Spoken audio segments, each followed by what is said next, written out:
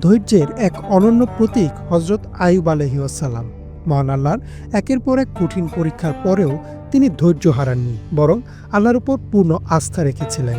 আল্লাহ তাকে অসংখ্য নেয়ামত দান করেছিলেন, কিন্তু এক কঠিন পরীক্ষার মধ্য দিয়ে তাকে উত্তীর্ণ হতে হয়েছিল। কুরআন ও হাদিসে তার জীবনের ঘটনা বর্ণিত রয়েছে, যা আমাদের জন্য গুরুত্বপূর্ণ শিক্ষা বহন করে। আল্লাহ তাআলা হযরত আইয়ুব আলাইহিসসালামকে অপরিসীম সম্পদ, স্বাস্থ্য ও একটি সুখী পরিবার দান করেছিলেন। তিনি ছিলেন এক সৎ, খোদাভীরু ও ধৈর্যশীল ব্যক্তি। কিন্তু আল্লাহ তাকে পরীক্ষা করার জন্য তার সব সম্পদ কেড়ে নিলেন।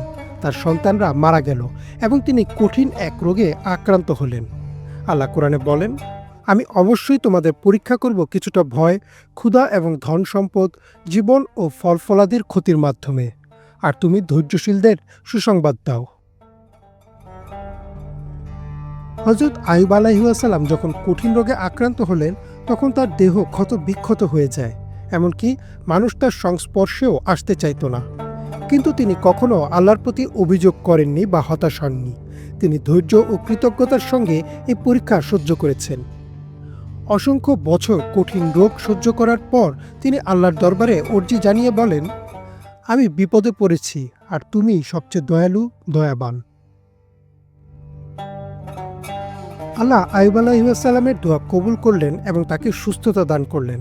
আল্লাহ বলেন, অতঃপর আমি তার আহ্বানের সাড়া দিলাম এবং তার দুঃখ কষ্ট দূর করে দিলাম এবং তাকে তার পরিবার ফিরিয়ে দিলাম এবং তাদের সঙ্গে আরও অনুরূপ দিলাম আমার পক্ষ থেকে অনুগ্রহস্বরূপ এবং ইবাদতকারীদের জন্য শিক্ষাস্বরূপ। আল্লাহ আইয়ুব আলাইহিসসালামকে আদেশ করলেন, পা দিয়ে আঘাত করো, এখানে শীতল পানি, যা পান করার এবং গোসল করার উপযোগী।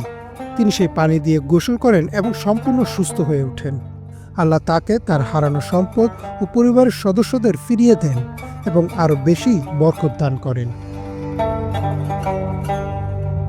হযরত আইয়ুব আলাইহিসসালামের ঘটনা আমাদের শিক্ষা দেয় যে ধৈর্য ও বিশ্বাসের মাধ্যমে যে কোনো কঠিন পরিস্থিতি অতিক্রম করা সম্ভব। ইমরান মাহমুদ, বাংলা ভিশন।